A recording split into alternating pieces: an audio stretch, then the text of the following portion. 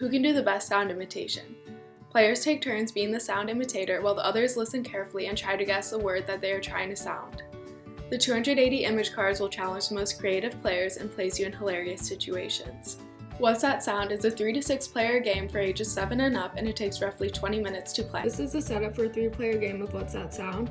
We've given each player 3 image cards, which will be their scoring cards and will only be used as points.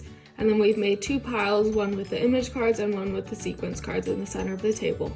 So to start the game, the imitator will take 4 image cards and place them in the play area,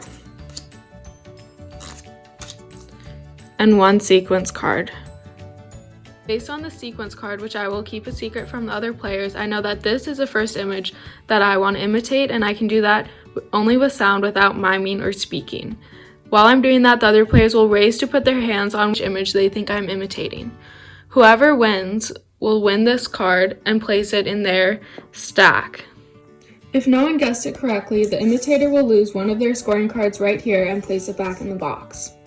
The image card that was just used will be discarded and replaced, as well as adding a new row with only 1 card for the next round. So here you can see there are 5. By the end of these 5 rounds, as illustrated on the sequence cards, we'll have a card here, here, and here. After every round, the card that was played will be discarded and replaced. So as you can see, the next round, we have the 2 up here, which is right here. After that round, this card will be replaced.